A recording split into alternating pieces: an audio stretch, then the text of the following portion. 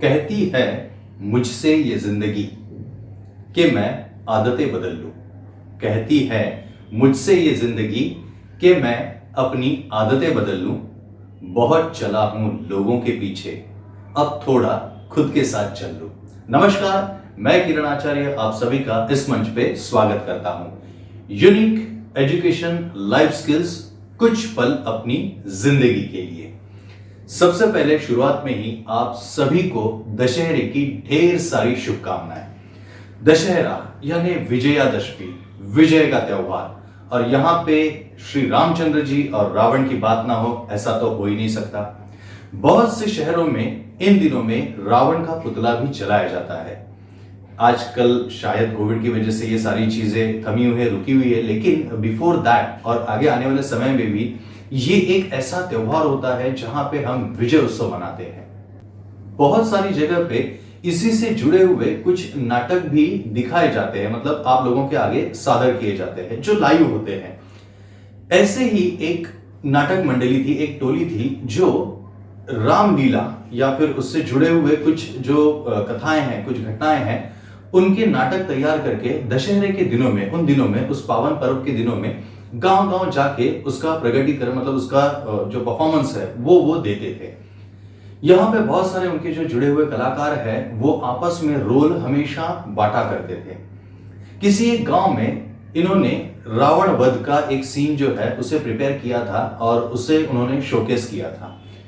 एक जो युवक था वो काफी प्रेरित हुआ था उस राम के जो जो राम का जो पार्ट जो पर्सन निभा रहा था उसका अभिनय देख के वो बहुत प्रेरित हुआ था। उसे लगा था कि आज तक उसने जितने भी रामलीला से जुड़े हुए जो भी अलग अलग घटनाओं के जो नाट्य देखे थे उसमें इस वक्त जो उसने वो नाट्य देखा था जिसमें एक युवक ने जो राम का किरदार निभाया था वो सबसे बेहतरीन किरदार था, ऐसा उसे महसूस हुआ वो प्ले देखने के बाद।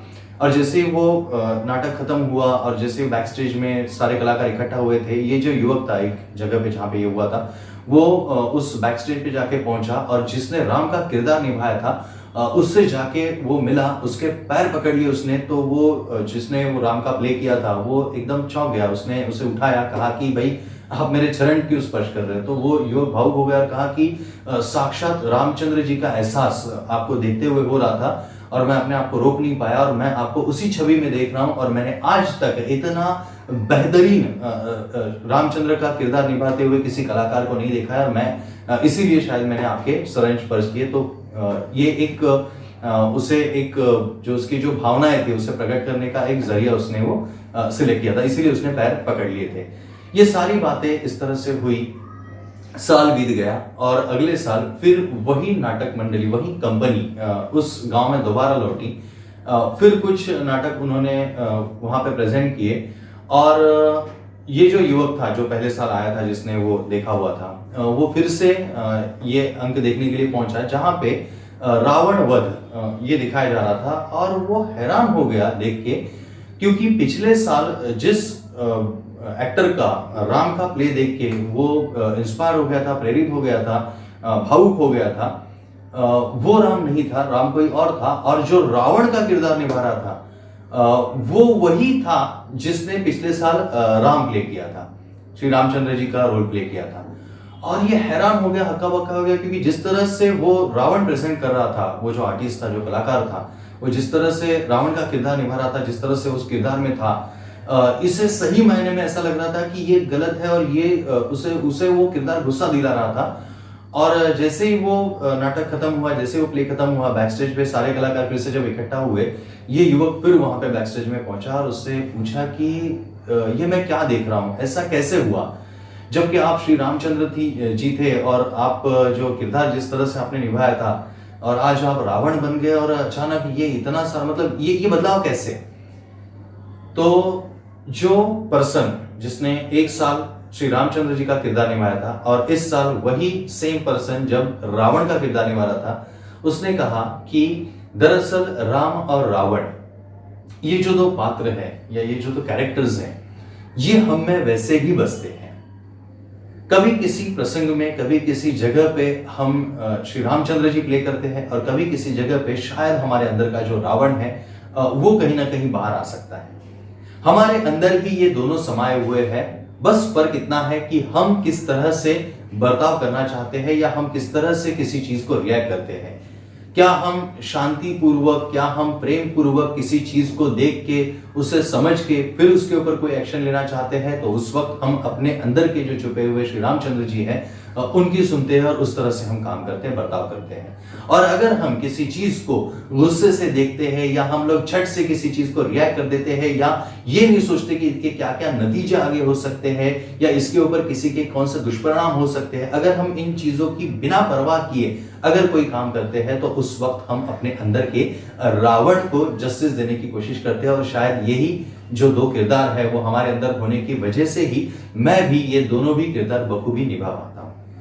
यहाँ पे कुछ दुविधा अलग थी, क्योंकि जो रावण का किरदार जो है वो किरदार जो है वो उसी इंटेंस के साथ सामने आना चाहिए। जो हमारे रावण के किरदार निभाने वाले जो हमारे दोस्त हैं वो कुछ बीमार थे, इसीलिए डायरेक्टर सर ने मुझे कहा कि रावण भी उतने ही ताकत का होना चाहिए जितनी ताकत के श्री रामचंद्र जी होते हैं। और इसीलिए उस पर्टिकुलर कैरेक्टर को जस्टिस देने के लिए, उसे न्याय देने के लिए मुझे आज रावण प्ले करना पड़ा। एज एन आर्टिस्ट मैं उसे इस तरह से देखता हूं। और दोस्तों यही बात हमारे जीवन में भी लागू होती है। हम खुद भी राम और रावण इन दोनों को कभी ना कभी किसी ना किसी रूप में हम अनुभव करते हैं और शायद कहीं ना कहीं हम भी कभी कभी उसी तरह से कुछ बर्ताव भी कर देते हैं। बस ये है कि हमें इन चीजों को समझना बहुत जरूरी होता है। कुछ साल पहले रामायण एक सीरियल आती थी दूरदर्शन पे, और ये सीरियल जब चलती थी तो सारे सड़क और सारे जो शहर है वो सुनसान हो जाते थे, क्योंकि सब लोग टीवी के आगे बैठ के इस सीरियल को अनुभव उसका किया करते थे। और लिटरली ऐसा लगता था कि हम उस जमाने में हैं और ये सारा रामायण जो है, जो रामचरित्र है, वो अपने सामने चल रहा है। श्री अरविंद त्रिवेदी जी ये वो कलाकार है जिन्होंने इस सीरियल में रावण का काम किया था, जो हाल ही में कुछ दिनों पहले ही उनका स्वर्गवास हुआ, लेकिन इन्होंने रावण को अजरामर कर दिया था। जी हाँ। और मजे की बात यह है कि ये जो महान कलाकार है, जो अरविंद त्रिवेदी जी है, ये निस्सीम राम भक्त है। बताने की बात खास यही है कि शूटिंग करते वक्त, मतलब उस दौरान जब ये काम किया करता था, सीरियल जब चल रही थी, तो शूटिंग के हर दिन हर वक्त जब वो रावण को प्ले करने के लिए जब निकलते थे, मतलब सीता हरण का सीन होने दीजिए या आखिरी युद्ध का समय जो भी है, जहां जहां पे रावण गलत कर रहा था वहां वहां पे ये शूटिंग में उस सीन को शुरुआत करने से पहले लिटरली हाथ जोड़ के श्री रामचंद्र जी से वो माफी मांगते थे, अपने भगवान से वो माफी मांगते थे, कहते थे कि मैं सिर्फ अपना काम कर रहा हूं, मैं आपके चरित्र को सिर्फ लोगों के आगे ले जाने के लिए ये एक भूमिका कर रहा हूं, लेकिन मैं अंदर से आपका भक्त हूं।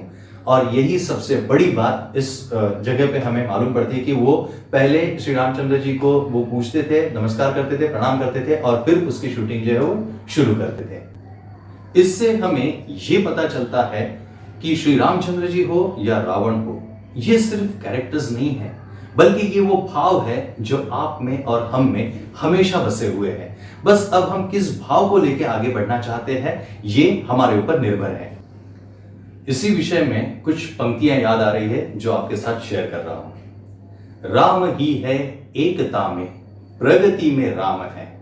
राम ही है एकता में, प्रगति में राम है। राम बस भक्तों नहीं शत्रु की भी चिंतन में है।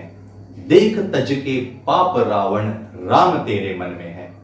राम तो घर घर में है, राम हर आंगन में है। मन से रावण जो निकालो, राम उसके मन में है। और इसी के साथ फिर एक बार आप सभी को विजयादशमी यानी दशहरे की ढेर सारी शुभकामनाएं। हमारे साथ इसी तरह से जुड़े रहिए, आपका स्नेह हमारे लिए बनाए रखिए। यूनिक एजुकेशन लाइफ स्किल्स कारण मेहनत कधीच वाया जात नाही। धन्यवाद।